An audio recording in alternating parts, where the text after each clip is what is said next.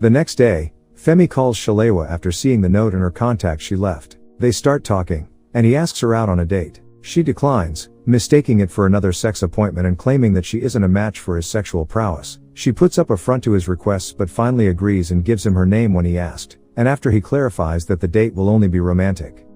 Before leaving for her date, she and Scar both share a nod of acknowledgement. Inside the van, we meet two detectives, Janice and Kay. Janice asks Detective Amanda if she has any injuries, but she refuses to answer and instead drops her phone, claiming that the memory card contains Scar's logbook and that the case is more complicated than they initially thought.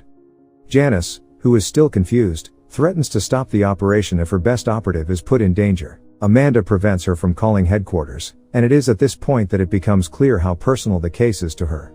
She draws comparisons between her experience over the past 2 days and how her sister spent her entire life there, being abused, molested, used, and ultimately abandoned in jail. She asserts that they won't give up until everyone involved is apprehended. She hopes they will be able to gather more information from the little evidence she has.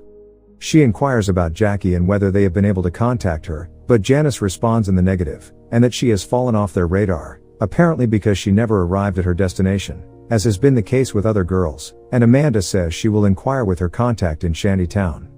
When she returns, she is apprehended by the young enthusiastic recruits who say the boss wants to see her. She follows them and is taken to Colorado, who is seated in a bus. He tells her Scar wants to see her, while Ine, who is seated in the passenger, ignores her when she asks what the problem is. At Scar's place she is lined up with other suspects for stealing from him because they all had access to his room at one point. He fires a warning shot when Inem tries to face him. He proclaims himself as God and they are all at his mercy. He directs his question to Ine because both she and Inem were in his room last. Ine is irritated by his question, but points to one of Scar's loyalists, Jargoon, and how she caught him with wards of cash that same day. Jargoon refutes her claim, but when they search his bag, they find the cash, and Scar shoots him dead. He requests that the body be transported to the freezer so that the organs can be harvested. He dismisses everyone but Inem, who he apologizes to and informs that Chief Fernandez wants to see her again. She is shaken as she pleads he shouldn't take her to him, but he assures her she will be alright. He recalls how he has protected her since he met her 18 years ago by the waterside and now wouldn't be different. Later, as she prepares to visit Chief Fernandez, Inem calls Ine, whom she believes should be aware of the girl's disappearance given her position. However, Ine finds Inim's inquiries intrusive and suspicious, so she tells Inem she knows nothing and abruptly ends the call. When Scar and Inem arrive at Chief Fernandez, he appears to be busy and signals for them to wait. Inem glares angrily at him. She couldn't keep her nerves in check as she shakes nervously. She makes an excuse and leaves for the restroom. Scar taps and compliments her buttocks as she walks away. When he turns, Chief Fernandez appears in front of him, and he immediately prostrates, but the chief isn't having any of it. He scolds Scar for arriving 10 minutes late and for failing to update him on his earlier request to burn all evidence that could lead back to him. Scar confirms he did it, but the chief has evidence in real time that he hasn't, so for his disobedience, he chops off his finger and gives him 24 hours to have them burnt. Scar attempts to leave the restaurant with his severed finger when Femi and Shalewa enter, making him hide when she passes by, after which he joins Femi. Shalewa, now in the restroom, deliberates on going on with the plan. She immediately hides the necklace when she hears a flush from the toilet. Inem comes out from one of the toilet stall. On seeing Shalewa, they both are surprised. Since their profession is one based on lack of trust, they both refuse to name their clients. Inem uses the opportunity to ask Shalewa if she has been in contact with any of the girls who have gained their freedom. Apart from Jackie, no one else, and on checking her phone for Jackie's contact she finds a voicemail Jackie had left for her which she plays. The voice of Jackie panting and screaming could be heard, followed by Scar's voice. They both screamed, causing Shalewa to drop her phone. They both realize what this means and then Ine's voice could be heard. Inem then understand why she acted oblivious when she called her. Because what they just learned could cause them their lives, they comported themselves and headed out to their clients. Back to Femi and Scar, they both try to get under each other's skin, and when Femi realizes that Shalewa is one of Scar's girls, he gets furious and Scar uses the opportunity to place one of Mama T's necklace on Femi's neck, putting him under his control. After that, he sends him off to retrieve the ring for him from his father's safe.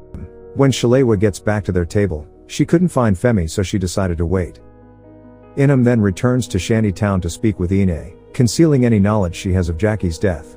When she tells Ine of the confidentiality of what she has to say and how Shantytown may not be safe, reluctantly, Ine follows her and when they arrive at the destination, Inem tells her the reason she stole Scar's money because she knows Ine already knows. She says she stole it to buy Ine, Mama T and the rest of the girls freedom. But Ine thinks she has a different motive for coming back to Shantytown. An argument ensues and Inem reveals she knows about Jackie. Ine sneakily pulls a gun. Using her detective skills, Inem disarms her and Ine picks a stick she uses to hit the gun off Inim's hands. After a few struggles, Inem manages to restrain her. When Femi returns, Shalewa expresses her anger at his sudden disappearance, and he calls her out for not telling him she is a prostitute. When she began explaining, she noticed the necklace and swiftly removed it, bringing him back to his senses. Amanda then narrates how she came to impersonate her sister, Inem, to Ine. Apparently, she was the other twin from the beginning of the movie that got shot, and the Good Samaritan who got killed was her father. She was rescued by fishermen, and later got adopted by a family, and went on to have a good life. After years of being separated from her sister, they finally found her in a police hospital terminally ill and dying. After weeks of reacquainting themselves, she learnt all she could about Shantytown, and with the DSS on the case already, she was able to go undercover. She had promised her sister before she died that she will rescue Ine, not knowing her involvement. But Ine only acted from the fear of Scar, and had to prove her usefulness to him. But now she has to prove her usefulness to Amanda, who wants to take Scar down. Scar then comes back to the restaurant with his goons in search of Femi. Shalewa and Femi tried to hide. She was able to leave a voice message for Inem and their life location before Scar finally finds them. Janice and her team break in to update Amanda on new developments. A picture had been taken of the accountant during surveillance and Ine identifies him to be working with Fernandez. They connect the dots that Fernandez has been the culprit running Shantytown, and at the same time Shalewa's messages comes in and they immediately head out. But Amanda had a special assignment for Ine, who she instructs to carry it out with the rest of the girls and Mama T. Meanwhile, when Chief Fernandez learns of his son's kidnapping and the theft of his treasured ring, he promptly reroutes to the place after being instructed to come alone, and when he arrives, he speaks inaudibly to a necklace that presumably possesses powers before wearing it. Scar brags to Dame about his achievement in bringing Fernandez to her. Although Fernandez is surprised by Scar's betrayal, he is more surprised by the lengths Dame had to go for her political ambitions. She proceeds to eliminate Fernandez, but he appears to have extra mystical powers as he blocks the bullet with one hand, makes hand signals, and a sniper shoots Dame's men. Realizing he didn't come alone, a shootout ensued, and Fernandez immediately escaped. When Amanda arrives on the scene, she is ambushed by the chief's thugs and easily takes them down. Colorado and Scar are both hit in the crossfire, and despite his wound, he engages in a fight with the chief's bodyguard and manages to kill him, earning him his vengeance. Janice and her team arrives and quickly takes Dame, who pretended to be a victim, to safety and also rescuing Femi and Shalewa. After the girls in the Shantytown refused to assist Scar when he returned, Ine helped him to his seat and then called the other girls and Mama T.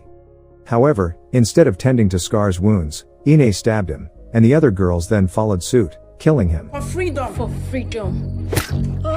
Femi agrees to help the following day after learning all the terrible things his father has done to the defenseless communities, including destroying them and earning government contracts to rebuild them. That evening, as Chief Fernandez delivered his vision for the state through a slide at a fundraising event for his election, Amanda had already changed the video to show him raping her after Femi had given her access to his computers. There is pandemonium in the hall as Amanda and her team storm in to arrest him. He flexes his power muscles one last time by reassuring the crowd that nothing will come off his arrest. As the movie concludes, it is said that, despite her alleged involvement in the kidnapping of Femi Fernandez, Dame was never put on trial and is still the state's governor in the absence of conclusive evidence. Fernandez was given a life sentence for raping an officer, and his legal team is contesting the decision. Scar's body was never found, and the peace and victory the women of the Shantytown achieved were only momentary, as evidenced by the final scenes, which show young girls being indoctrinated and an unidentified figure advances, likely Mama T's replacement. If you liked the video, please like and subscribe to help the channel out. Drop a comment telling us what you think, with a recommendation of what you would like to see next.